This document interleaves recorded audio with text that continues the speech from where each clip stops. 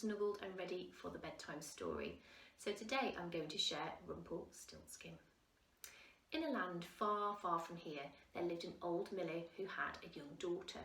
One day, as the miller was tending to his grain, the king and his men rode by on horseback, stopping to collect taxes. "I have little money, your majesty. I do, however, have a beautiful daughter," said the miller. "I have little time for beauty," began the king. "My true desire comes from the wealth and riches of the world," he continued.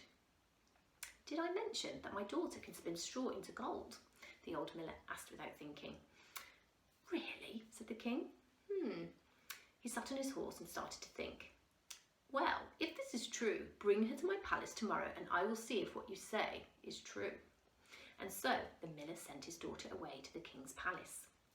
When she arrived, the king immediately took her to a room filled with yellow straw. In the centre of the room sat a spindle and wheel. "Spin this straw into gold before sunrise. If you fail to do this, you will be punished," the king said. Then he turned, shut the door and locked the miller's daughter alone inside the room filled with yellow straw. The girl turned to the heaps of straw before her and, having no idea how to spin straw into gold, began to cry. Suddenly, the girl heard the door creak open slowly at first, and then she saw a little man with a large nose peeking out from behind the door, and then suddenly she saw a strange little man. "Good evening," he said. "You look terribly sad. Why are you crying?" "I've been ordered to spin the straw into gold by sunrise," she explained to the little man. And I don't know how." The funny little man thought for a minute. He walked back and forth across the room. "I know how to spin straw into gold," he began. "Oh, you do?" said the girl. "What will you give me if I spin the straw for you?" he asked, with a cunning grin on his face. "Oh, I will give you my necklace. Take it," she said. The strange little man took the necklace. He grabbed a handful of straw and sat down at the spinning wheel. Swish, swish, swish went the wheel 3 times.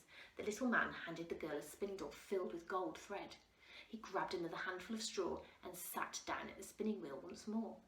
He repeated this process until the entire room, which was once filled with straw, was entirely filled with beautiful gold thread. Then, singing a funny tune, the odd little man pranced out of the room, swinging the girl's necklace from side to side. When the king came into the room at sunrise, he was amazed to see that the miller had been telling the truth about his daughter's abilities. The king was so pleased to see the room filled with gold. However, the sight of so much gold made the king even greedier than ever. Now he took the beautiful girl into an even larger room filled with yellow straw. "Spin this into gold and then I will set you free," the king said.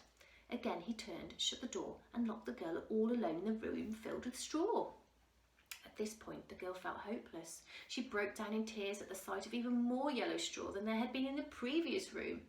She cried and cried until she heard the door slowly creak open. A large nose peered around the door, and moments later the little man walked into the room singing his funny song. "Why, hello there," the little man said strangely. The poor little girl cried, but did not answer. "What will you give me in return for spinning this straw into gold?" he asked. The girl looked up at the man and thought about what she could give to him.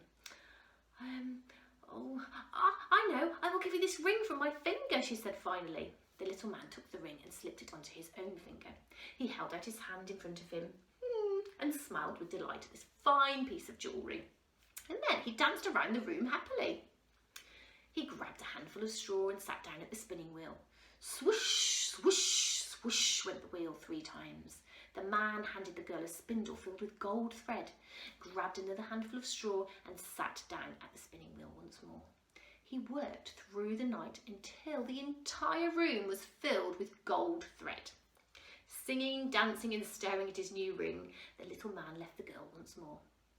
When sunrise came, the king entered the room and was even more amazed to see so much gold before him. Delighted, but even greedier, the king led the miller's daughter into the most magnificent room in the palace. This room was filled to the ceiling with yellow straw. "If you can spin this into gold, I will have you as my queen," the king said. "For though she is only a miller's daughter," thought the king, "I will not find a richer woman to be my wife." Without waiting for the girl to answer, the king turned, shut the door and locked her all alone in the largest room in the palace. The girl looked around the room. She was shocked at the sight of even more yellow straw than there had been in the previous 2 rooms. Without time to cry, she heard the door creak open. She turned and saw a large nose peeping out from behind the door. Then the funny little man danced his way into the room. "What will you give me if I spin this straw into gold?" the man asked without greeting the girl. I have nothing left to give you," she cried. The funny little man pondered this for a while. He walked back and forth across the room. "I know," he said. "If I spin this straw into gold, promise me your firstborn child when you are queen." Without thinking, the girl promised the little man her first child when she was queen. She assumed that he would forget their deal anyway, and so she happily watched him spin all the straw from the largest room in the palace into gorgeous gold thread. As the funny little man left the room, the miller's daughter, she thought she would never have to see this strange little man again. In the morning, when the king came to check on the girl, he was happy to see that his palace's largest room was now filled with mounds of beautiful and brilliant gold. The king and the miller's daughter were married immediately. Later that year, the new queen had a beautiful baby boy. But she'd forgotten about her promise to the little man. And so, one day, while she was rocking her baby to sleep, she was shocked to hear the door creak open, followed by a large nose peering behind. The little man danced into the room and said, "Now you must give me what you promised, my queen." The queen felt in despair at the thought of handing her beloved child over to this strange little man, and so she tempted him with all the riches of her kingdom. "No, I would like what you promised me. All the riches in the world could not match the reward of a beautiful baby," he said. The queen was very upset, and because the little man felt sorry for her, he walked back and forth across the room, deep in thought. "I know," he said finally with an odd grin on his face. "I will give you 3 days. If you can figure out what my name is by the end of the 3rd day, I will let you keep your child." The queen agreed immediately and watched as the little man skipped out of her room humming his funny little tune.